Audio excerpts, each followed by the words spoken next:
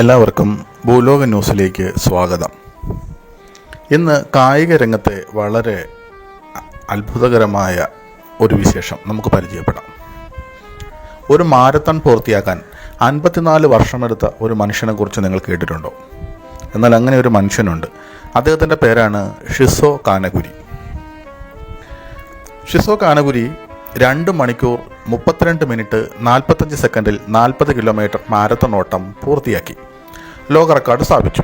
അത് 1912 സ്റ്റോക്ക്ഹോം ഒളിമ്പിക്സിൽ ജപ്പാനെ പ്രതിനിധീകരിക്കാൻ യോഗ്യത നേടി. എന്നിട്ടും റേസ് ദിനത്തിൽ മത്സരം പൂർത്തിയാക്കാൻ കഴിയാതെ അദ്ദേഹം പുറത്തായി. തൻ്റെ പരാജയത്തിൽ ലജ്ജിച്ച ഷിസോ കാനഗുരി പിന്നീട് ഔപചാരികമായി ഓട്ടം പൂർത്തിയാക്കാൻ അനുവദിക്കുന്നത് പതിറ്റാണ്ടുകൾക്ക് ശേഷമാണ്. സ്റ്റോക്ക്ഹോം ഒളിമ്പിക്സിൽ പങ്കെടുത്ത 2 ജാപ്പാനീസ് അത്ലറ്റുകളിൽ ഒരാളായിരുന്നു ഷിസോ കാനഗുരി. അക്കാലത്ത് ജപ്പാനിൽ സ്പോർട്സിന് വലിയ വില കൽപ്പിച്ചിരുന്നില്ല. അത്ലറ്റിക്സിൻ്റെ യാത്രാ ചെലവ് സർക്കാർ വഹിക്കില്ല. തൽഫലമായി കാനഗുരിയുടെ സഹ കോളേജ് വിദ്യാർത്ഥികൾ രാജ്യവ്യാപകമായി ഒരു ധനസമാഹരണം സംഘടിപ്പിച്ചു. 1500 yen സമാഹരിച്ചു. കാനഗുരിയുടെ മൂത്ത സഹോദരൻ 300 yen സംഭാവന നൽകി. സ്വീഡനിലേക്കുള്ള യാത്രയ്ക്ക് 18 ദിവസം എടുത്തു. ആദ്യം കപ്പലിലും പിന്നീട് ട്രാൻസ് സൈബീരിയൻ റെയിൽവേയിലും. സ്റ്റേഷനുകളിൽ ട്രെയിൻ നിർത്തുമ്പോഴെല്ലാം തിടുക്കത്തിൽ റീബോർഡ് ചെയ്യുന്നതിന് കാനഗുരി പെട്ടെന്നുള്ള വ്യായാമത്തിനായി ചാടും. ദുഷ്കരമായ യാത്രയ്ക്ക് ഒടുവിൽ സ്വീഡനിലെത്തിയപ്പോൾ പ്രാദേശിക ഭക്ഷണ രീതികൾ പ്രശ്നമായി. കാനഗുരിയുടെ പരിശീലകൻ ക്ഷയരോഗം ബാധിച്ച് കിടക്കയിലൊതുങ്ങി. അത് കാനഗുരി ഉൾപ്പെടെ 2 അത്ലറ്റുകൾക്ക് മതിയായ പ്രീ റേസ് പരിശീലനം നൽകുന്നതിൽ പരാജയപ്പെട്ടു. ഓട്ടമത്സര ദിനത്തിൽ ചൂട് അതികഠിനമായിരുന്നു. പങ്കെടുത്ത 68 പേരിൽ 34 പേർ മാത്രമേ ഫിനിഷിംഗ് ലൈനിൽ എത്താൻ സാധിച്ചുള്ളൂ. ഒരു പോർച്ചുഗീസ് ഓട്ടക്കാരൻ ആശുപത്രിയിൽ പ്രവേശിക്കപ്പെടുകയും അടുത്ത ദിവസം മരിക്കുകയും ചെയ്തു. ഒരു ഒളിമ്പിക്സിനിടെ റിപ്പോർട്ട് ചെയ്യുന്ന ആദ്യത്തെ മരണം. ഓട്ടത്തിന് അപര്യാപ്തമായ ദുർബലമായ സ്ട്രീറ്റ് ഷൂസ് മാത്രമേ കാനഗുരിക്ക് ഉണ്ടായിരുന്നുള്ളൂ. ഓട്ടത്തിൻ്റെ പകുതിയോളം എത്തിയപ്പോൾ ചൂട് സഹിക്കാൻ വയ്യാതെ അയാൾ ഒരു വീട്ടിലെത്തി. താമസക്കാരോട് ഒരു ഗ്ലാസ് വെള്ളം ആവശ്യപ്പെട്ടു. വീട്ടുകാർ അദ്ദേഹത്തിന് റാസ്ബെറി ജ്യൂസും പഴങ്ങളും കറുവപ്പട്ട റോളുകളും നൽകുകയും വിശ്രമിക്കാൻ ഒരു കട്ടിൽ നൽകുകയും ചെയ്തു. കാനഗുരി കിടന്നുറങ്ങി. ഉണർന്നപ്പോൾ പിറ്റേന്ന് പുലർച്ചെയായിരുന്നു. കാനഗുരിക്ക് തൻ്റെ പ്രവൃത്തിയിൽ കടുത്ത നിരാശയും ലജ്ജയും തോന്നി. കാനഗുരി റേസ് അധികൃതരെ അറിയിക്കാതെ നിശബ്ദമായി ജപ്പാനിലേക്ക് മടങ്ങി. സ്വീഡിഷുകാർ അദ്ദേഹത്തിൻ്റെ നേരത്തെയുള്ള യാത്രയെ കളിയാക്കി.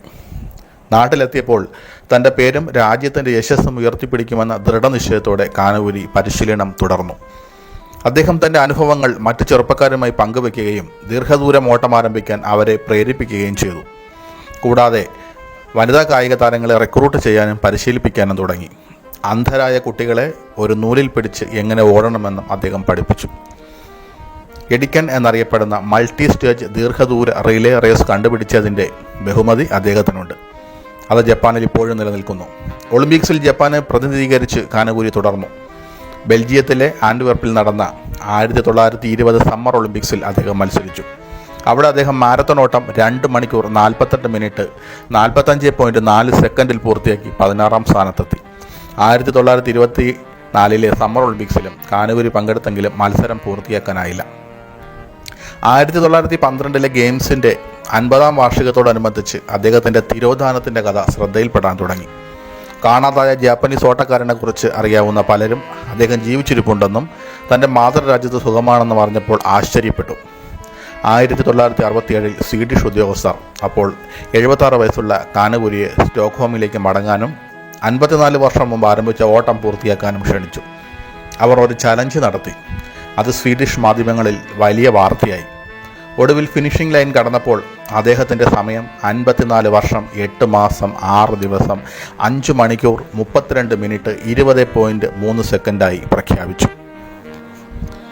കൂടുതൽ വിശേഷങ്ങൾ അറിയാൻ, കൗതുകകരമായ വാർത്തകൾ അറിയാൻ ഭൂലോകം ന്യൂസ് സബ്സ്ക്രൈബ് ചെയ്യുക.